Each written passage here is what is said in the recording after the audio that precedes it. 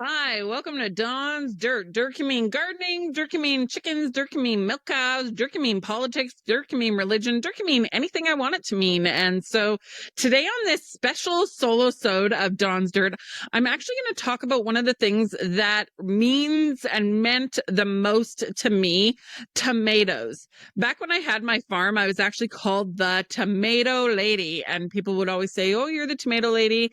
And yeah, I was known for my tomatoes on my farm. I had a 36,000 square foot greenhouse. I did cucumbers, tomatoes, and peppers. I did 20 acres of field crops. I direct marketed them to my customers at farmers markets, and I loved what I did. Yeah. So everything tomato today on this episode. I just want to start off with one funny little story. So my tomatoes were sweeter than most. They tasted like candy, not like cardboard. And I have a couple little nieces, and I would always get my nieces to say, "What's my name?" I would ask them, "What's my name?" And they would say, "Auntie Pretty."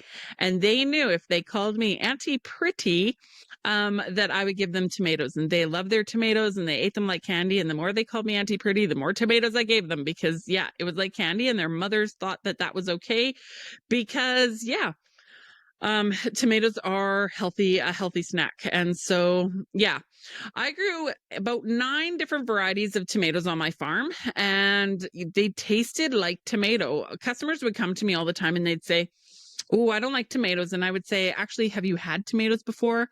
First, I would say, "Is it taste or is it texture?" Because if it was a texture thing, I really couldn't help them. But if it was a taste thing, I really could help them. And so they would try my little candy, my little grape tomatoes, and they would go, "Oh, I actually like tomatoes. I actually can handle eating tomatoes." And so, yeah, I was known as the tomato lady, and I miss that. I miss the being the tomato lady, but here we are talking on Dawn's Dirt about everything tomatoes.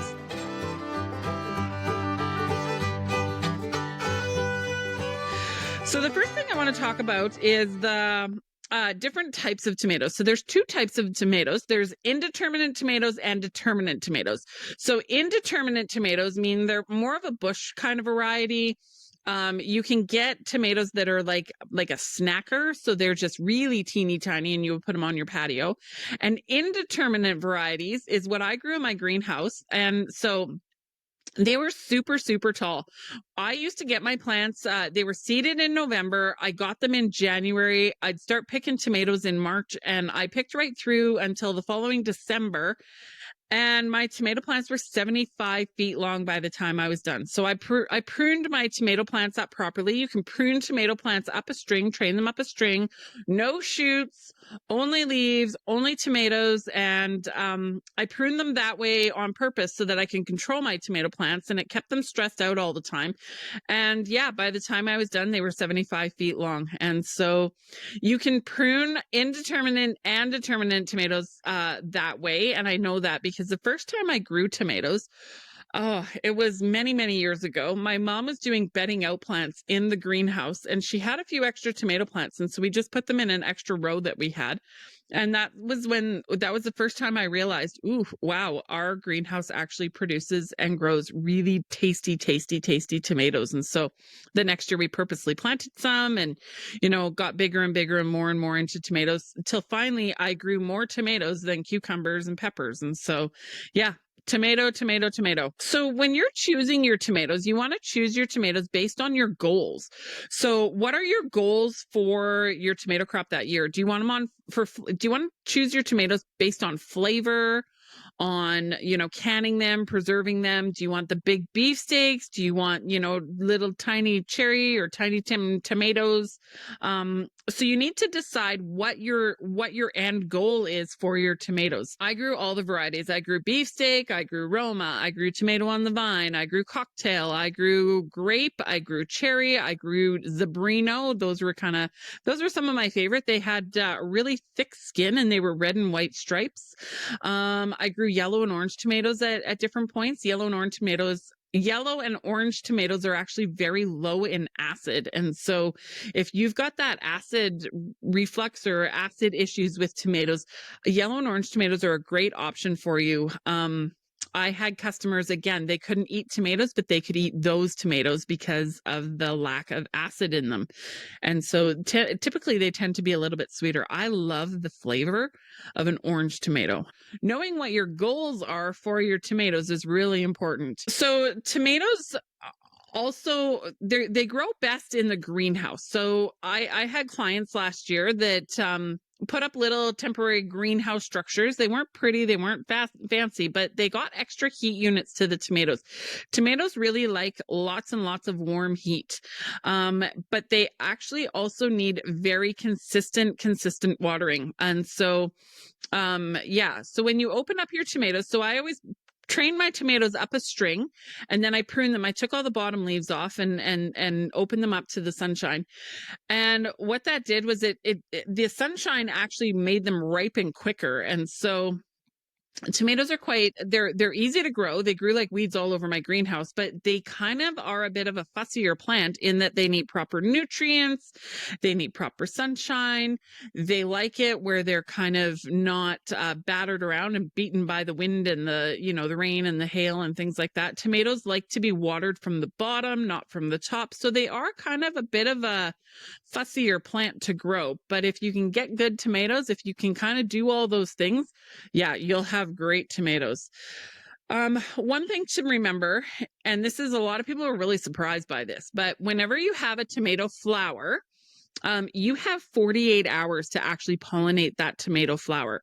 So if that tomato flower is not pollinated properly within 48 hours, you're not going to get a big full-size tomato. So if any of you are listening and you've ever seen it where you have one full-size tomato on a bracket of tomatoes, and you have one full-size tomato, and then you have these kind of tinier little tomatoes beside it that are just not, they're tomatoes, but they're just not full size. They didn't grow the way they needed to grow or to the size that they needed to grow. And the reason for that is because they were not pollinated properly. And so an unpollinated tomato that didn't pollinate properly, it's usually smaller in size. It goes bad a bit quicker. It doesn't have the shelf life. And so, yeah, pollination on your tomatoes is extremely important. So if you don't have bees, so in my greenhouse, I had bees. So bees are a little crazy to talk about in the greenhouse because I bought bees in. So I bought a new hive of bees every 4 weeks. They were 8-week hives, but I needed 2 in my greenhouse. So I alternated 1, 1, 1, 1. And so these bees were not native to Alberta here. And so I bought them in. They did their job. They were worker bees. And then unfortunately, I had to destroy them by law when I was done. And so they couldn't kick the queen out, which means they couldn't recolonize or whatever bees do. I'm not a beekeeper. I'm a tomato grower. And so, yeah. I spent thousands of dollars over my many years on bees to pollinate my tomatoes. So let's take that back. See, that's the thing with my coaching now, is I have to take all my principles that I know on a large scale and transfer them back to small spaces like most people have in their backyards. And so with the bees or with the pollination in your backyard space, you can just take your hand and tickle tomato flower to tomato flower to tomato flower. Don't wipe your hand off in between because you want the pollen. You're going to cross pollinate, and the only reason that would be a bad thing is if you were trying to save the seed for that specific variety for the next year. If not, you're just going to get a weird tomato the next year. And so you're just going to take your fingers and you're going to cross pollinate tomato flower to tomato flower to tomato flower to tomato flower. And yeah, that's how you're going to get a good pollination on your tomato plants. And that's how you're going to get big, beautiful, beautiful tomatoes. Do you remember the toilet paper wars of 2020? Are you worried about being prepared in an emergency? Are you tired of being a slave to the corporations we purchase from? It's time to take control. Become ungovernable. Take your food system into your own hands. Hi, I'm Dawn, a coach dedicated to helping you live like grandma used to. Self-reliant, resourceful, and prepared. Whether it's raising chickens, growing a garden, canning your own food, or even milking a cow, I'll teach you how to thrive and survive in the space you have, big or small.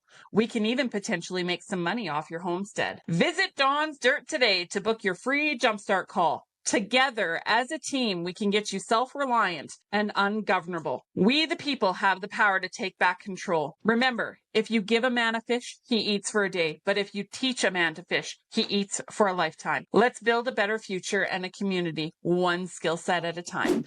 And so, yeah, there's just different ways to do it. But again, being on a homestead and doing it on a small scale, you sometimes have to just be creative.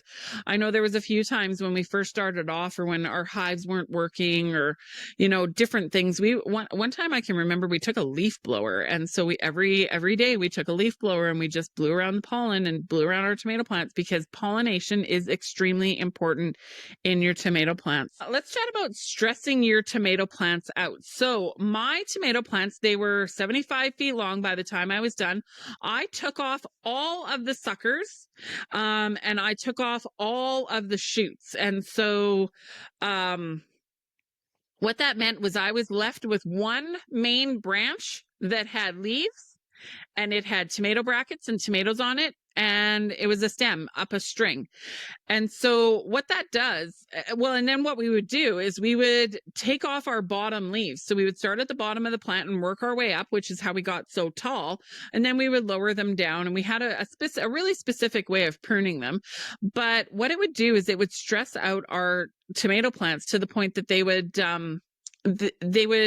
think they're dying, and a plant that's dying is going to go, "What are you doing to me? I don't like this." And it's going to want to produce more seed, which is your fruit, which is your tomatoes. And so, so that's really important. Is if you find that you've got vegetative tomatoes and they're just growing and growing and growing, and they're vegetative and they're green and they're lush and they're pretty and they're beautiful, but you don't have tomatoes on them, stress your plant out.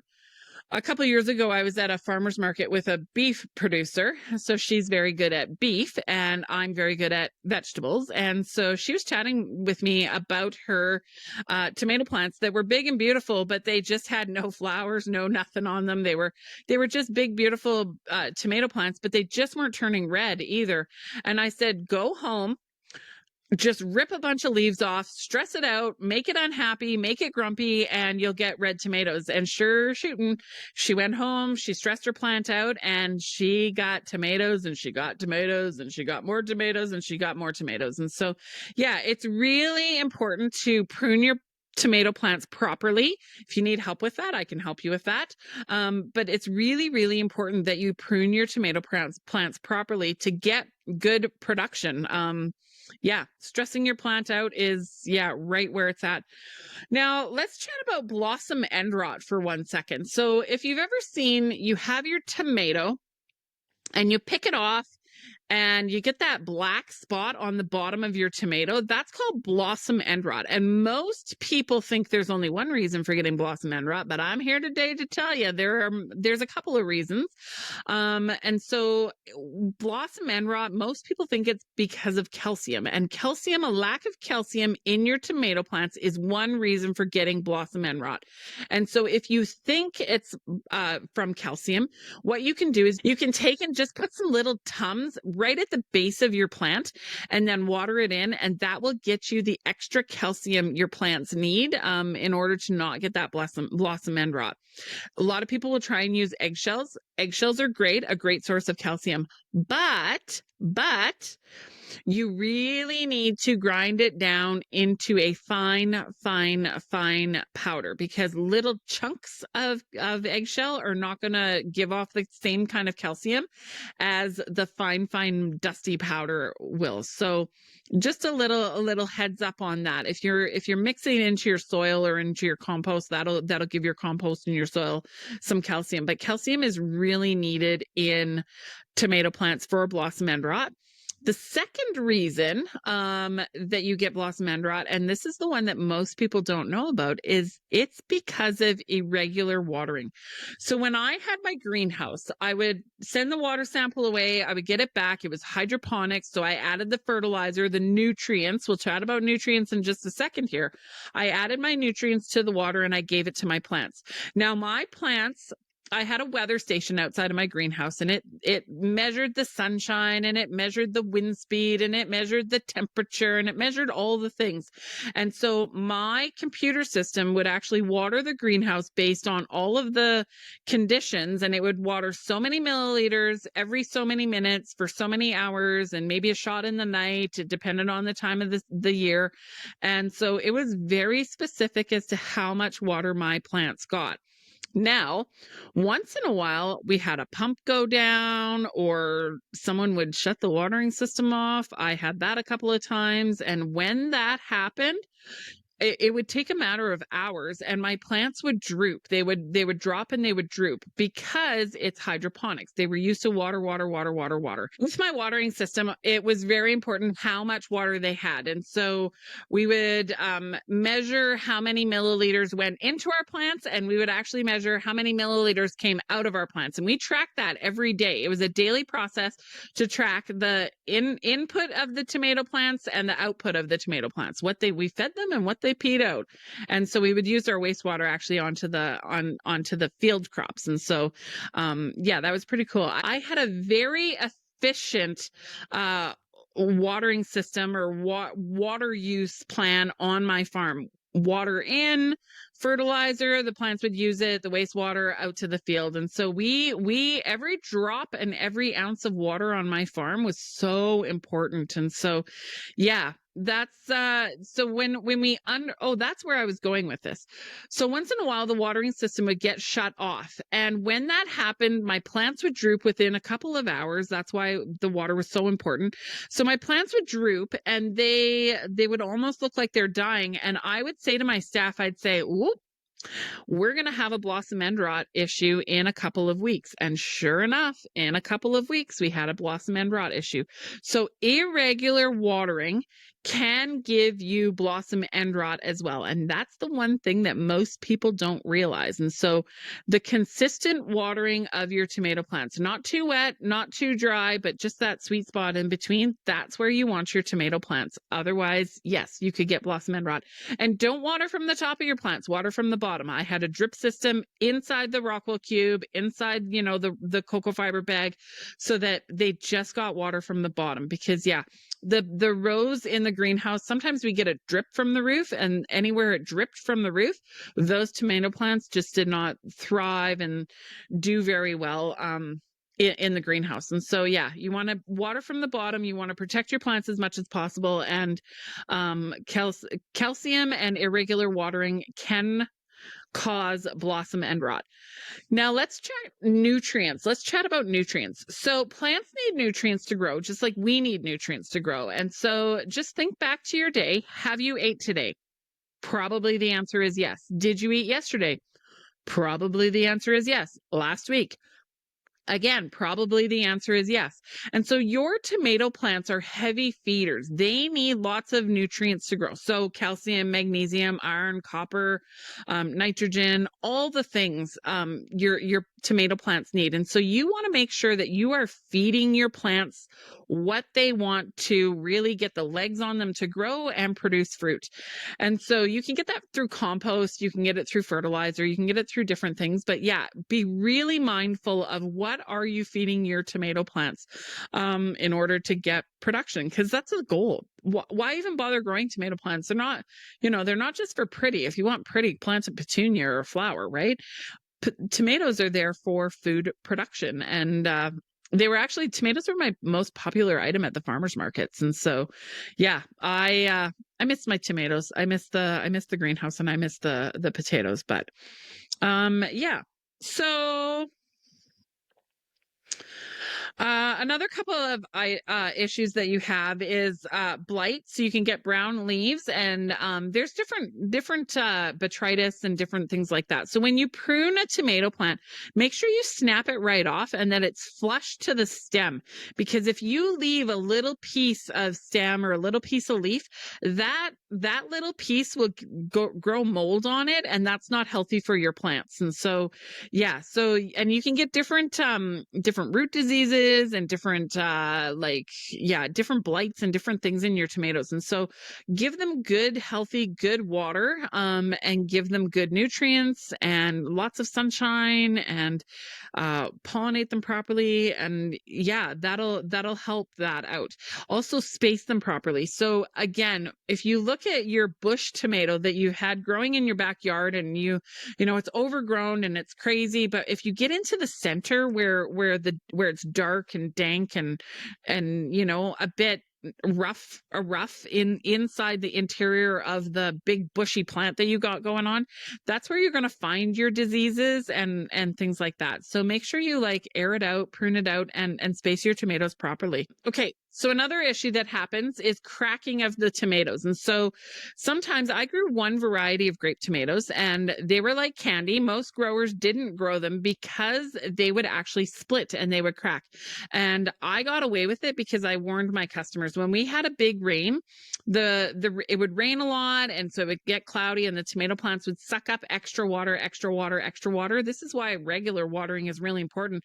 This was why my overdrain was really important, because on a cloudy day, if we went from a sunny day to a cloudy day, I got cracks in my tomatoes, especially those little grape ones, and they would crack up and then they would go moldy just like that. And so that's why you get cracks in your tomatoes, is because they're just sucking up too much water, and they're overgrowing and they're just splitting open. And so that's what the cracking is from on your tomato plants. And so again, it comes back down to regular watering. And so, yeah, that's really important. So let's chat about harvesting. So I always picked my tomatoes. They were always red when I picked them. I always said to my customers, I said, I picked my tomatoes red. I didn't pick them green and let them ripen. Those big commercial guys, and I've been to the greenhouses and I love those greenhouses. I respect them. They're great growers.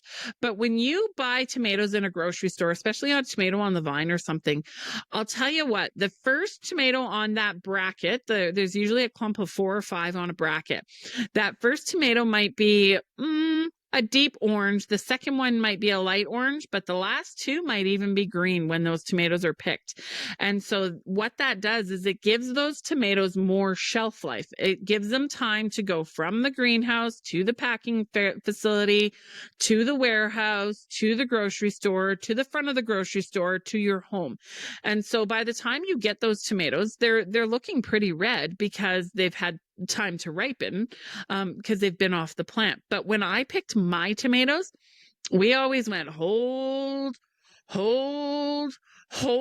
and I picked my tomatoes red and not green. Sometimes the last one was a bit of an orange color, but yeah, we picked them red. And so what that does is it just gives your tomato more flavor. So if it's been on the plant longer, it's got time to, take in more sugars and more nutrients and things like that. And yeah, my tomatoes tasted like tomatoes, not like cardboard. I also chose my varieties based on flavor, not on shelf life. Hey friends, on Dawn's Dirt, we get real about growing food, farming, homesteading, living free, and digging into the stuff that actually matters.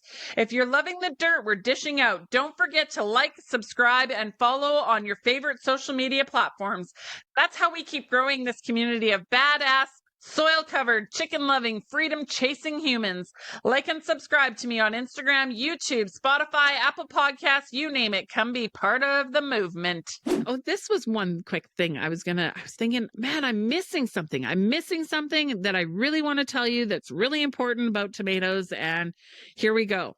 So, black electrical tape was my best friend in the greenhouse. And so what we did with that is when a tomato plant broke, so as long as it had one little string attaching it from one side to the other on that main stem, if it had one little string, we would take our black electrical tape, we would put them together, put the 2 ends together, tape it all up. And basically what it did was it grafted it back together and we saved our plants. And so if you break a plant and you go, oh shoot, what am I going to do? As long as there is one piece of something holding it together in some way, and you can even try it without. We never used to have great success without, but yeah, put them back, put the two pieces back together, tape it up real good, black electrical tape, and yeah, your plants will continue to grow and survive.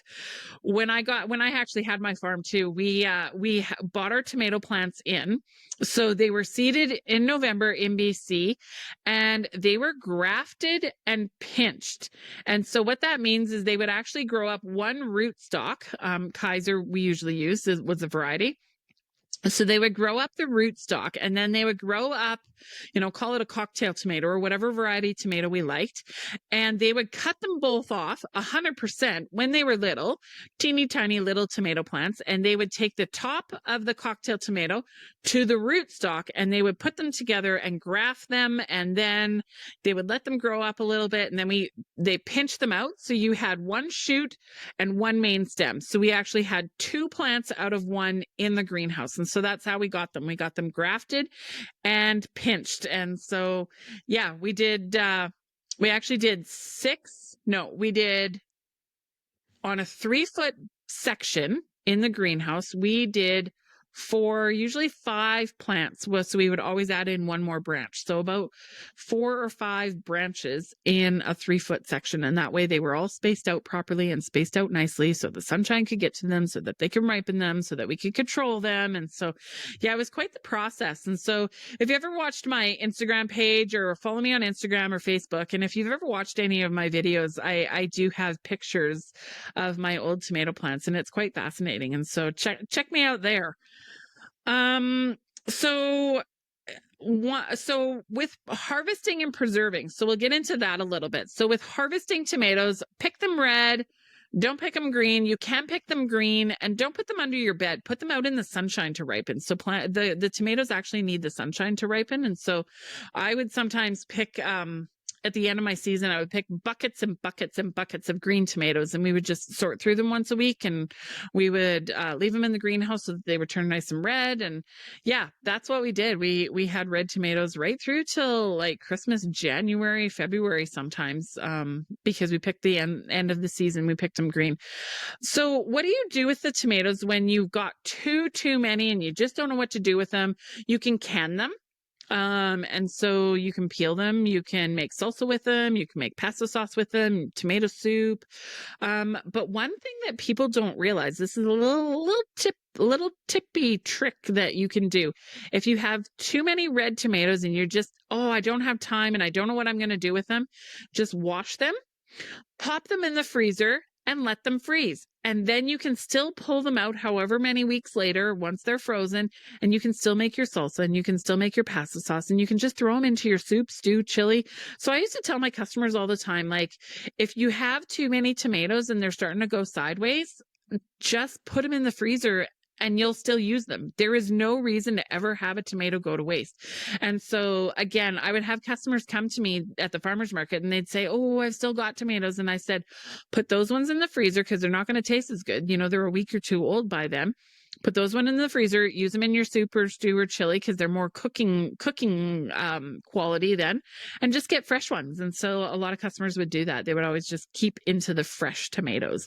So yeah, freezing tomatoes is a super easy option, and dehydrating actually is one more option. So we had too many baby tomatoes, too many grape tomatoes. And so we actually cut them in half and we put them in a dehydrator and put, balsamic, or I forget what we all did to them. But yeah, we made them into sun-dried tomatoes, and they were candied tomatoes to start with. And then they were even better candied tomatoes after that. So yeah, really lots and lots of options with your tomatoes. So yeah, so my favorite tomato was probably the Zebrino.